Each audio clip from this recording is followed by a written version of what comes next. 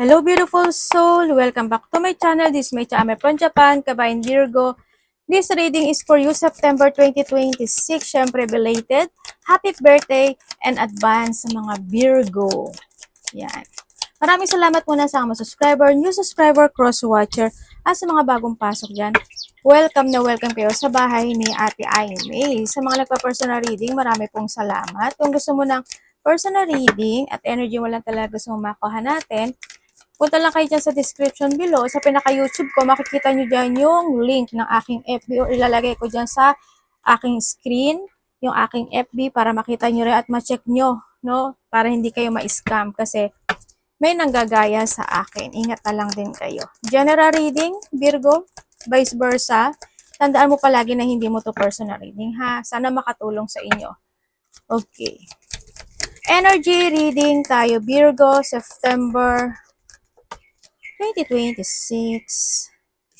Okay. This September, meron kang ant. Okay, with the ant, ibig sabihin, may mga i-work it out ka na situation by this September. Yan. Kung saan aspeto ng buhay mo yan, sa relasyon mo man yan, sa pera mo man yan, sa bahay mo man yan, sa negosyo o sa trabaho mo man yan, na doon yung point na yun, ano. Also, may mga achievement and success na magaganap o mangyayari by this September. Congrats, kasi because of your effort, marireceive mo yung reward and success na yun. Diba? Ano ka naman hardworking ka naman or maybe para sa iba is kinakailangan ata na i-work it out yung mga dapat i-work it out to success. Kung saang aspeto ng buhay mo yan. Andun yung point na, di ba, si Ant, ay si Ant kasi di ba kapag bago dumating yung sakuna, bagyo, naghahanda na sila, di ba? Yun. Baka need mo rin ng ganun, na mag-think advantage sa lahat ng aspeto ng buhay mo to success or mga bagay na kailangan pag-isipan at paghandaan at i-progress sa iba. Okay, meron kang crib, birth or conception of a child or enterprises. Sa iba sa inyo, maaaring may mga naiisip kayo ng mga bagay na gusto nyong gawin, with cats and ay baka makita kayo ng langgam, may mga langgam ba sa bahay nyo? Alam mo yung langgam, laki yan Siyempre, pag nakagat ka, hindi na laki yun. No? Kasi, ang sakit kaya mangagat ng langgam. Yan, makikita kayo ng langgam. Okay, dito sa sitwasyon, may mga grip kasi is a new beginning, no? Handin yung point, maaring a new beginning or your idea o mga idea na i-work it out mo by this September. Kung saan aspeto ng buhay mo yan, pwedeng magkakaroon ng mga enterprises, mga gustong gawin. Yan, kung saan aspeto ng buhay mo yan, may mga conception of a child, pwedeng may mga pag-uusapan related sa mga bata, anak, or mga plano maybe, kung saan man yan, baka naman may mga buntis, mabubuntis, o mga anak sa iba sa inyo, or pwedeng may mga, kahit kung may mga pet kayo, ganun din. No, sa iba dito, this a revert to Kasi andito si Ann. Ibig sabihin, may mga revert na mangyayari sa inyo. Magre-revert ka. Ganyan. Magkakaroon na pagbabago sa iyo. Ganun, parang may mga bagay ka na sisimulan na, or gagawing muli, mga ganyan. Aayusin muli kasi andito si Ant, mga ganon. And also, meron kang peace and harmony. Maaring mas mararamdaman mo yung peace and harmony this time, or magkakaroon ng mga pagkakaunawaan, pagkakaisa, or may tao na gusto mag-apology and want to work it out, this connection. Or pwede rin iba sa inyo is may tao na gusto niyang gagawin niya yung lahat, o may taong ginagawa niya yung best niya para magbago siya. Pwedeng nandun sa point na yun. Pwedeng kapatid mo, anak, magulang, karelasyon, ganyan. Kasi andito si Crib And then also is meron kang handshake. A meeting with a stranger could be important. Maaring may makikilala ka o may kukonek sa'yo na bagong tao o makakasalumuhan na bagong tao. Pwede itong tao na to is yung tao magbibigay sa'yo kasi kung titingnan ko to si Winchim, may mga Winchim ba kayo? Tapos eto, kung titingnan ko, tsaks eto, tao to na babalik. Or maaring tao na nakakilala mo na kukonek sa'yo muli or kukonek siya sa'yo. Ganyan. Kasi andito si Rebirth. No? Yun ang nakita ko dito. And sa iba naman sa inyo, ang nakita ko dito is, kasi you have the handshake, pwedeng nando sa point na may taong makikilala ka na magko-connect sa iyong trabaho or sa mga ginagawa mo. Ganyan, makakausap, ko-connect, ganyan sa iba sa inyo, na mararamdaman mo yung peace and harmony. Pwedeng nando sa, kasi ito bago rin to eh. Yan. Baka siya yung magbibigay sa'yo ng achievement and success, or pwede rin naman kasi na meron kang nakakausap na talaga na nakapagbibigay sa'yo ng peace and harmony, na nakapagbibigay sa'yo ng achievement and success. Pwedeng nado sa point na yun sa iba sa inyo. And meron kang purse. Pay attention to your finances. This September, siguro mas mag-focus ka this time sa pera mo, sa finances mo, sa work mo, or sa mga iwo-work mo. Or kinakailangan na doon sa point na iyon. Yan. And meron kang take care, enemies are working against you. Ingat ka. Ibig sabihin, may tao na nag-iisip ng masama sa iyo or may masamang pakay sa iyo. Ingat ka. May gusto siyang gawin na hindi maganda. Or may taong gumagawa na hindi maganda. Okay, well, that great happiness. May mga great happiness na situation. Also, din sa harmony and peace. Alam mo, di ba, parang itong harp na to, di ba, yan yung tugtog na yan. May mga great happiness. Siyempre, birthday mo eh. Alam ka naman na hindi ka happy. Sabi ka, hindi. Huwag mo sabihin na hindi ka happy kasi nagkakaedad ka. Siyempre, happy yun. Ibig sabihin kasi, humahaba yung mo, humahaba yung edad mo. Humahaba yung edad. Humahaba yung buhay mo. Ganyan. O kaya naman, is may mga ikasisiya ka by this September. Ganyan. Siguro may mga magsasucess, ma-achieve, o ma-receive. Diba? Sa point o baka merong mga maisasaayos, diba? Kasi andun si work, achievement, and success. Mga ganun sitwasyon. Basta may mga great happiness. September, broken ring, parting of the ways in either romance or a business. Sa iba sa inyo, maaring ito is mga connection. Kapatid, anak, magulang karelasyon, pwedeng nado sa point ngayon, or pwede ba sa inyo is related talaga sa work mo. No, may mga situation na hindi mag-work out for a while. Pwedeng mati-delay, pwedeng i-delay, o magkakaroon ng pagpapaliban. But still, ang nakikita ko dito kasi andito si Ant, ibig sabihin magsasucess pa rin siya. Na-delay lang yon. No, or maaring nandun yung point o pagpa-progress or ipa-progress mo talaga itong sitwasyon na ito. Sa iba naman sa inyo is maaring there's a connection na hindi siya marunong tumupad sa kanyang mga pangako. Ganyan. O pwedeng may mga pangako na mapapako. Pwedeng na sa point na yon. Kaya medyo ingat ka na lang din. Kung sa sarili mo yan, ingat ka na lang din, di ba? Kung sa mga nasa paligid mo yan, baka yun, na hindi sila marunong tumupad, bulol si ate, tumupad sa mga pangako. Or kung magkakaroon ng mga bagong connection, kasi andito si handshake, mag-ingat ka na lang din. Huwag ka masyado maging mapaniwala, sa situation, baka ma-at peace ka, hindi pala siya tutupad or lolokohin ka. Diba? Kung saan aspeto ng buhay mo yan. Kung sa pera yan, mag-ingat ka rin. No? Ingat ka na lang. And meron kang pin, new job or career. Aba, meron ka talagang kakaririn this time, Panalo yarn. Yan, this September, ano talaga, nakakaririn mo yung mga bagay o sitwasyon. Ando na yung mga new job, baka mga new job kayo, new creation, new pursuing idea, new project, mga ganyan, yun. Ang nakita ko sa iyo. Yan, may mga new career din, sa iba. And then, congrats kung ano man tong sitwasyon na ito sa iba sa inyo. And we have the tortoise, slowly but surely getting ahead. Parang ito yan si Broken Ring. Alam mo yung point na nagkakaroon man ng delay, nagkakaroon man ng balakid, but still, magsasucess ka pa rin kahit papaano. Yan ang sinasabi dito. Kaya huwag kang masyadong malungkot sa mga bagay-bagay na pwedeng ma-delay. Baka may processes talaga dun sa situation na. So, iba naman sa inyo is when it comes to an ant saka tortoise, may mga pagong ba kayo? When it comes dito sa sitwasyon na ito is may mga bagay na huwag mong madaliin. Kasi ang lahat ng aspeto ng buhay natin, hindi naman talaga minamadali 'Di ba alam mo yung point, 'di ba, pa nagluluto ka, 'di ba? Pag nagluluto tayo, pag minadali natin, nilakasan natin yung apoy, sa tingin mo magiging masarap ba yung niluto? Hindi, kasi minadali. magiging pilit yung ano, yung yung niluto mo, hindi masarap.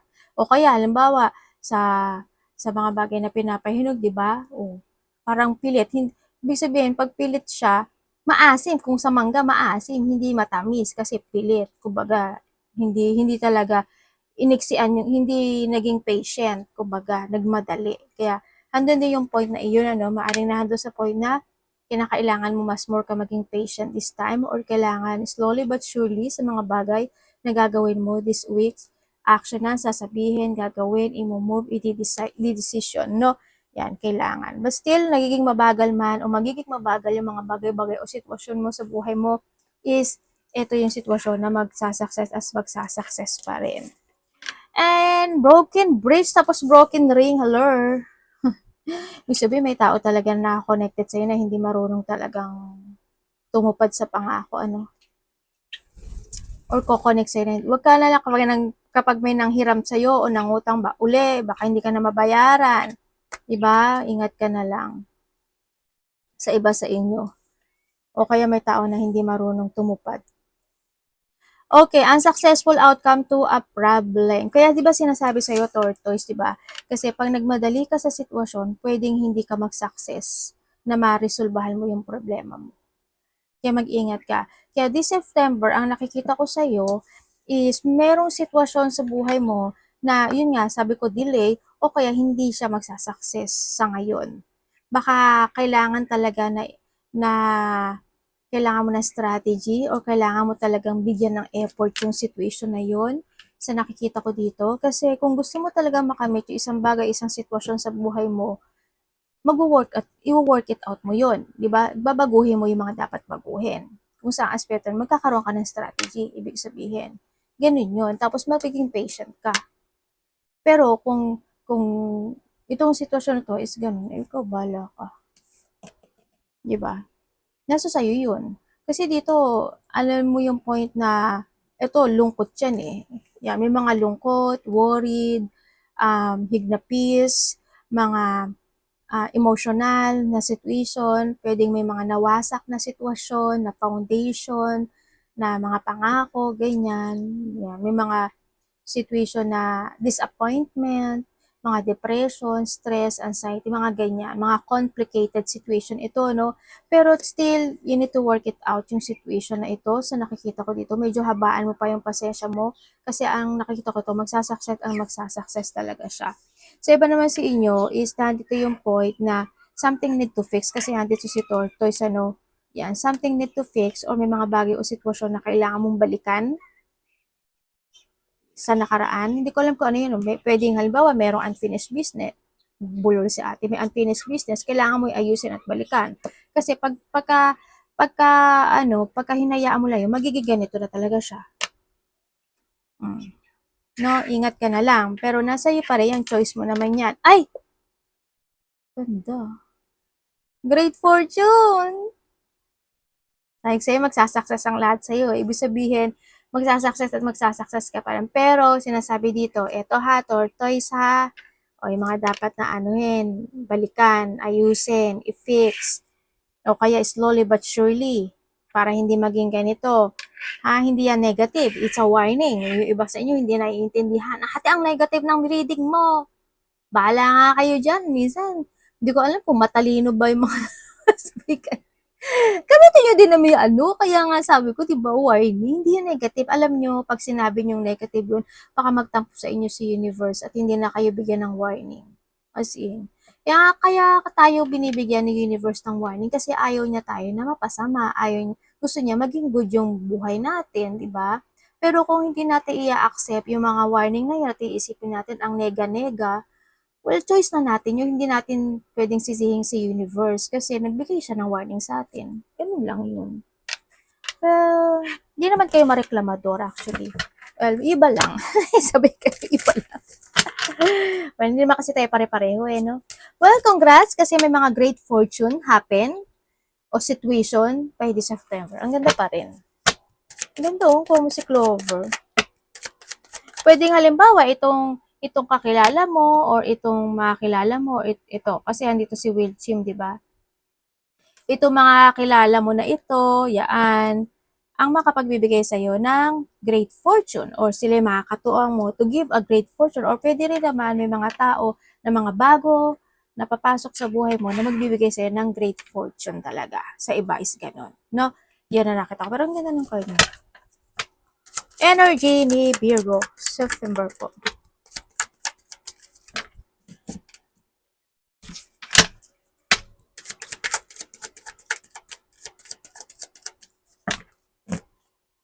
Uy, Ten of Pentacles, Soda. My God. Puro pera yarn. Uy tumaya kayo. Mamaya magbibigay ako na, huwag na nga. Basta magtalas ka sa intuition mo.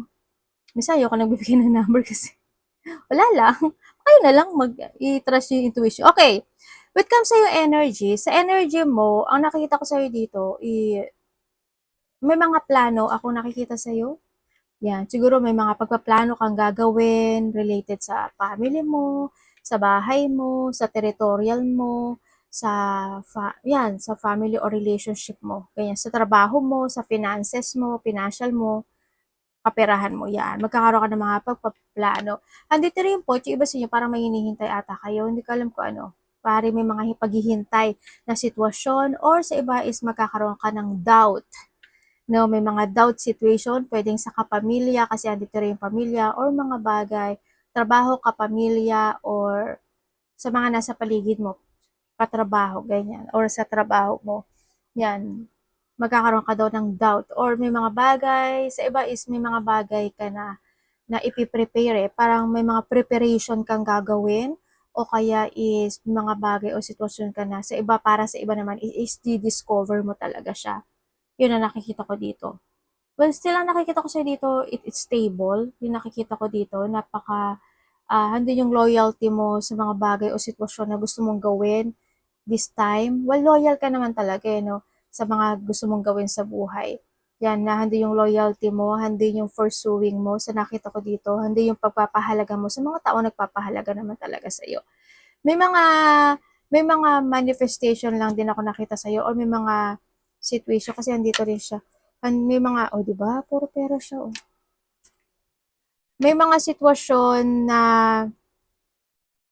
magkakaroon dito ng recovery as in. As in. May hinihintay ka raw. Ano hinihintay? Parang may hinihintay ka talaga. Yung sa iba sa inyo, magkakaroon ka ng parang mas magkakaroon ng expansion o paglago, no? Sa buhay. Pwedeng sa pera, sa negosyo, sa health, or sa mga bagay na iniisip mo yan.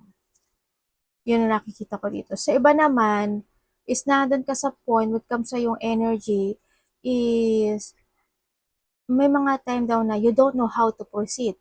Kung mag-a-action ka ba or hindi, or if you want to deciding to stay or mag-go ka.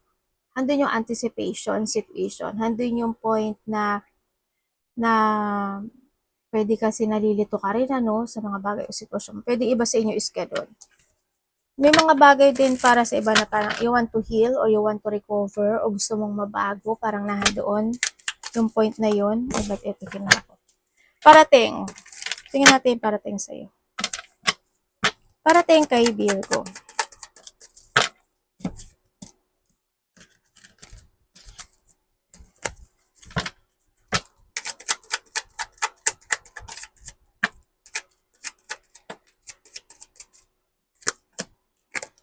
Ay, ano ba yan? Parating sa iyo. Okay. Oh.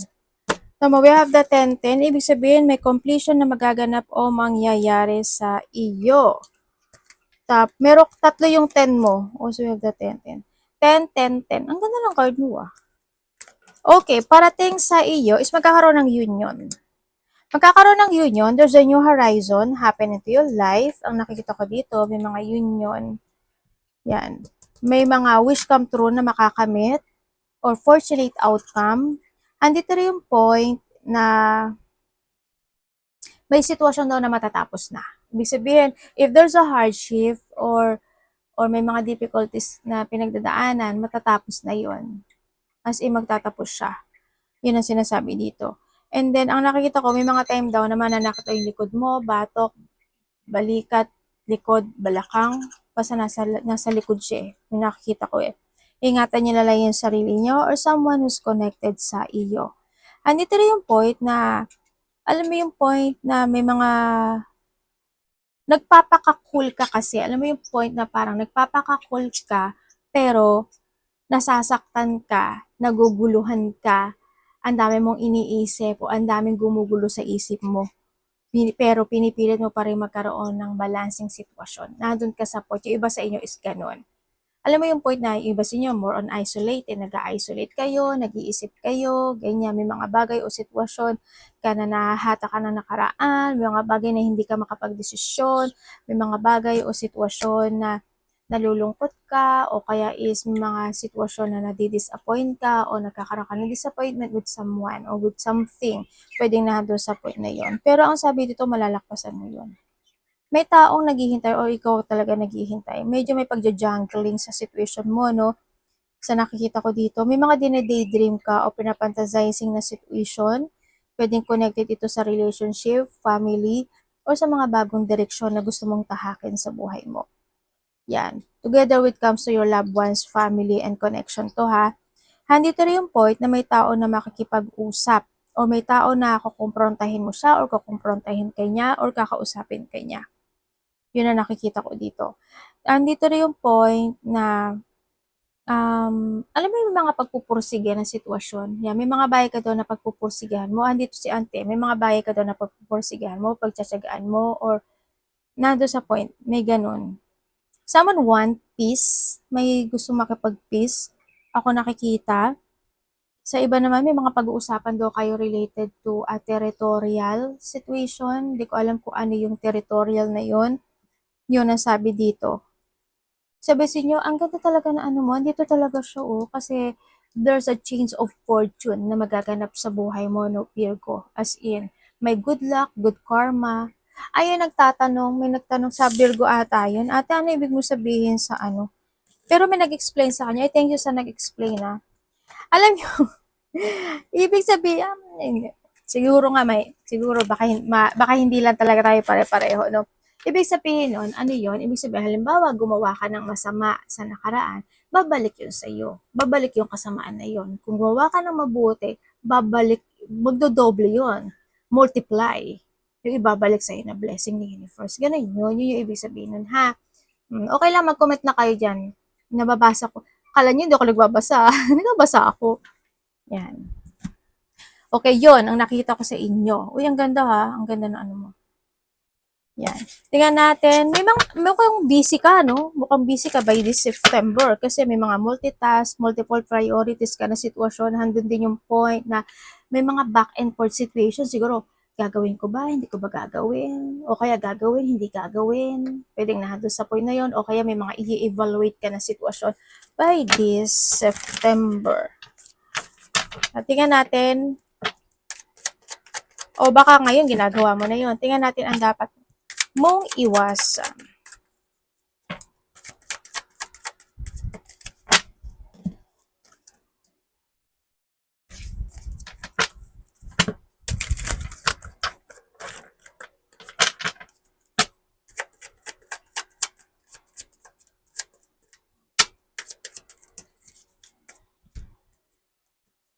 Okay, dapat mong iwasan. Dapat mo iwasan, syempre, isa yung overthinking. No, isa yon. Iwasan mo din at mag-ingat ka sa mga salita mo, sa mga decision making mo, sa mga sasabihin mo, sa mga action and movement mo. Mag-ingat ka, no? Iwasan mo is, syempre, yung hindi ka magkaroon ng paghihigpit. We have the devil, oh. Kung hindi ka magkaroon ng paghihigpit, kung may mga bad habit ka or may mga situation na hindi nagiging maganda, siguro masabaan mo pa yung pasensya mo. Yun sa iwasan mo yung mga puot, galit, mga hindi pagkakaisa o hindi pagkakasundo. Yung conflict, syempre isa yon.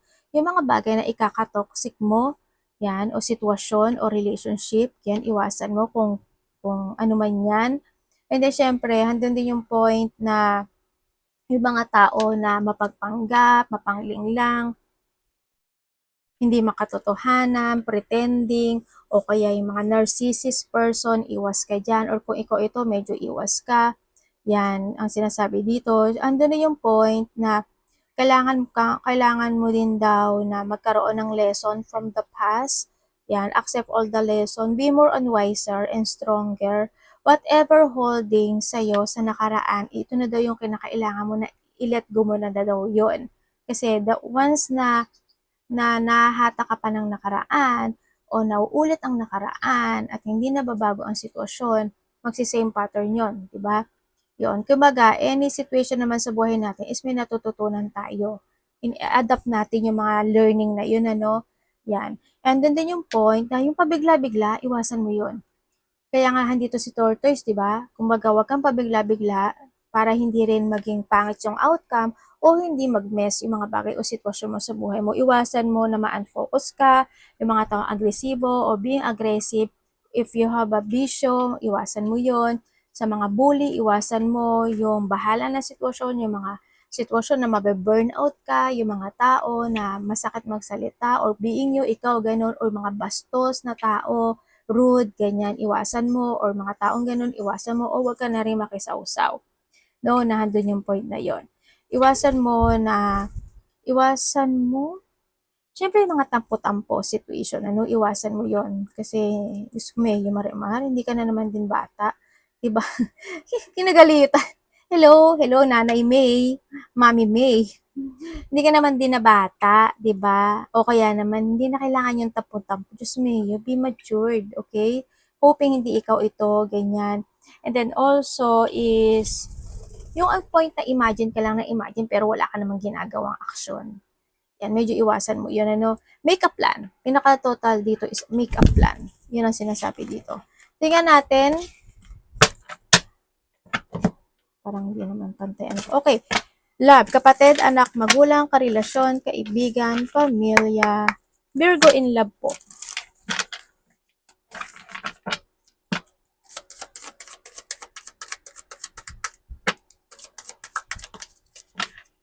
Vice versa ha, energy reading. Pag hindi mo energy ito, well, sorry, malay mo next time, di mo makuha ko yung energy mo.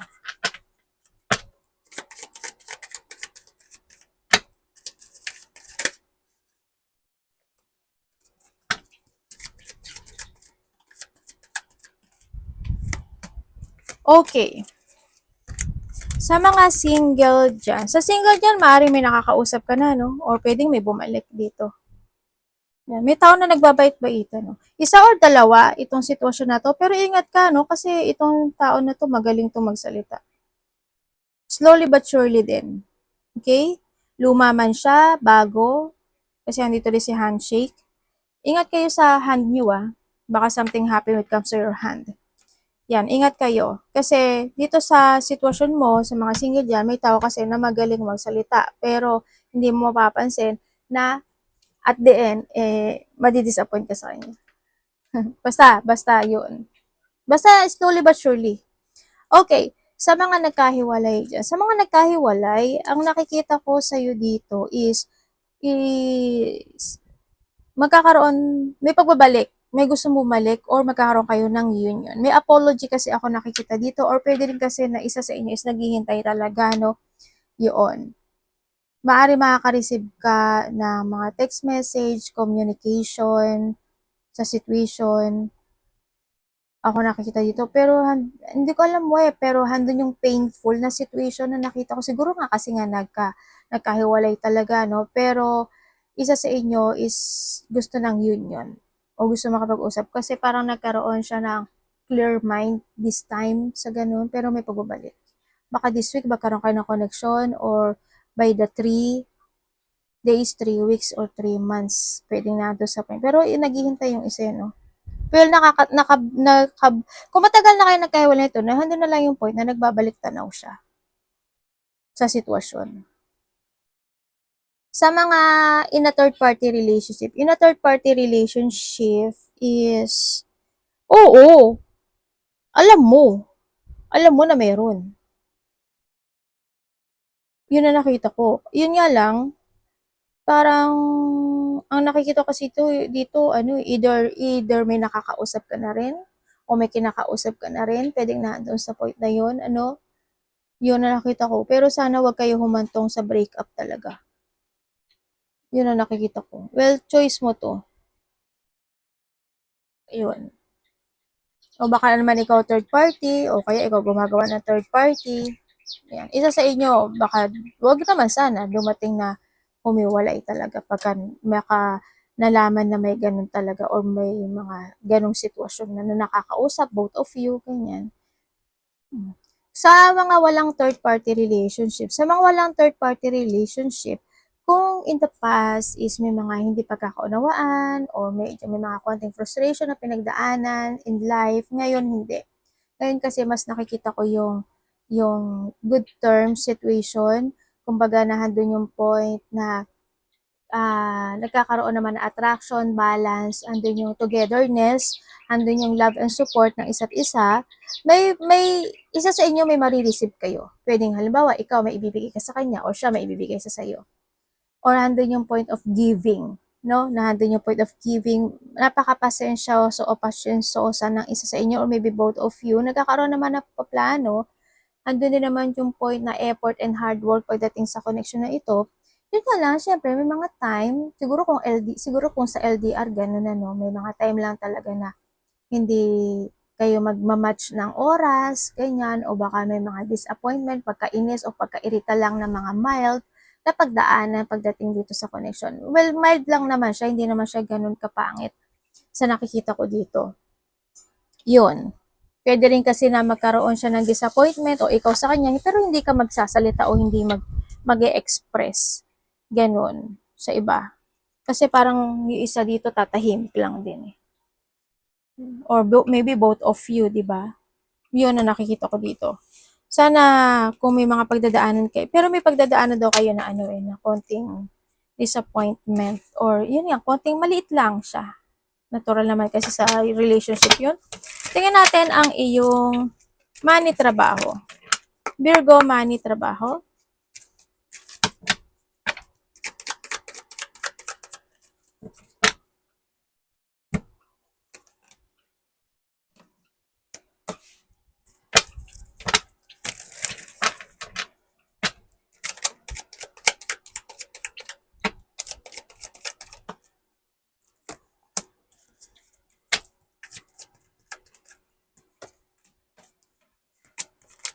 Okay.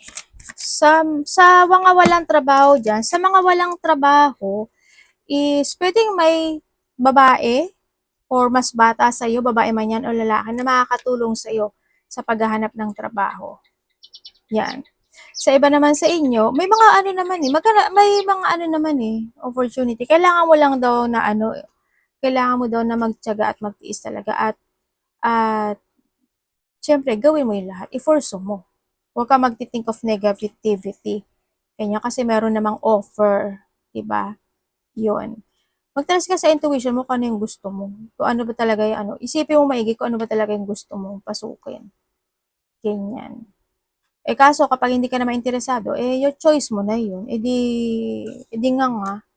Sabay ka. Di ba gano'n naman talaga? O di pag walang trabaho, di nga. Pal. Ganun lang 'yun. Gusto mo ba 'yun? Di ba ayaw natin 'yun? Mm. Okay. Okay, sa mga si ate addict tong magsalita eh, gago din eh, no? Ayan, yun na, masanay na kayo. Ay, sorry sa mga bago ah. Ganito talaga ako. Okay, sa may mga trabaho. Sa may mga trabaho naman, alam mo ba yung mga bullying na yun? Nako, ganyan talaga sila. Ayun yung mga tao na nagpo-focus talaga sila sa energy ng iba kaysa palaguin ng kanilang sariling energy. No? Medyo wag ka na lang din magpa-apekto sa kanila. Kahit nasasaktan ka, ay naku, okay lang yan, hayaan mo sila. Yan. Yan, may mga tao talaga na bully person. Kaya tulad ng sabi ko, di ba, dati, yung mga bully na tao, mawawala sila sa mundo na ganun pa rin ang kanilang energy. Hayaan mo sila. Okay, at sana wag naman ikaw din makisaw-saw sa ganito. Wag ikaw ito ha. Yan sa mga dissatisfaction pagdating sa trabaho or sa mga kasamaan sa trabaho, pwede mga nakakausap mo, nakakasalamuha mo, na doon sa point na yon, medyo may mga konting lungkot lang, may mga konting pag-aalala, no? Yun, o may mga emotional na sitwasyon talaga, okay lang yan. Yun nakita ko dito. Sa iba naman sa inyo is, ang nakikita ko sa iyo is may mga blessing na darating sa iyo within the 3 days, 3 weeks, or 3 months something. There's a blessing coming. Ako nakikita sa iyo. Pwede rin na may mga paghihintay or magkakaroon ng mga pagre-resetting na situation, ano? Yan. Kumbaga, when it comes to resetting kasi ibig sabihin may magtatapos na paghihirap o yung parang lalaya ka sa sitwasyon mo na doon sa point na yun. Yan. Halimbawa, may sa pera mo o sa trabaho mo, nahihirapan ka, di ba? Ngayon, hindi. Magiging okay na siya ngayon. Yan. May mga paggaang na sitwasyon sa nakita ko dito. Nandito rin yung pagtitake a risk mo din kasi kumbaga may mga problema na matatapos, may mga tatapusin na sitwasyon kasi nandito rin si Ant. No? Pwedeng nando sa point na yung mga i-rebuilding na situation ka or aayusin o isasaayos na sitwasyon. Pagdating sa pera mo, mag-ingat ka. No? Kasi pwedeng may tao na magsisinungaling, may tao na, alam mo yung point na pwedeng halimbawa may taong mas bata sa'yo or kung sino man yan, may mas bata or same age o hindi nagkakalayo, pwedeng ang galing niya magsalita, diba? Dudugasan ka niya, dadayain ka niya, lilinglangin ka niya, yun, imamanipulate ka niya, bubulahin ka niya para makahingi sa sa'yo ng pera, yung gano'n, no? Yun, kung mga gano'n lang, yung maliliit na bagay, okay lang yun. Pero yung pagkalabis, medyo hindi na rin maganda. Pero mag-ingat pa rin kayo, kasi meron din ako nakikita pagnanakaw, or kung may mga nag-link-link kayo dyan, na sitwasyon pindot-pindot pa yarn, ganyan, medyo ingat na lang din, yan, sa pera. Kasi pwedeng ma-scam talaga kayo o madaya talaga kayo o malinglang kayo, no? Pero may sa pera mo magkakaroon ka na mama-manipulate ka daw ng sitwasyon, yun ang sabi dito. O kasi may ano ako nakikita dito, dalawa ba anak mo? Isa or dalawa? Pwedeng mama-manipulate ka ng bata or ng sino man yan. Kahit meron din kasi ako isang lalaki na medyo, hindi naman ganun, siguro sa 40 plus itong taon na to, no? 38, wait. Mas mga ganun, mga pataas. 38 to 40 pataas, mga ganyan, na dun sa point na yun, or 28 pataas, something, sa iba. Yun, ang nakikita ko dito.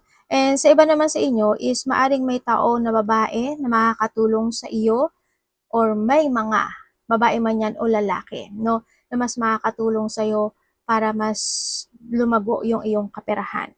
May mga receiving din kasi ako na nakikita dito, no, yan, pagdating sa pera, may ma-receive ka raw na pera o may mga receive o parating, no, na situation. Pero yung nakikita ko kasi sa iyo, alam mo yung point na kahit na magkaroon ng sitwasyon of struggle, harapin mo siya kahit nahihirapan ka. Alam mo yung point na yun. Pero na nare-recover mo siya, no? Dito sa sitwasyon, na-action na at natatapos mo siya.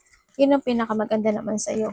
Kumbaga, nalalakpasan mo yung sitwasyon na ito. Yon. Congrats. Pero mag-ingat ka lang sa mga taong magagaling magsalita pagdating sa pera. Okay? Arigato namaste. God bless.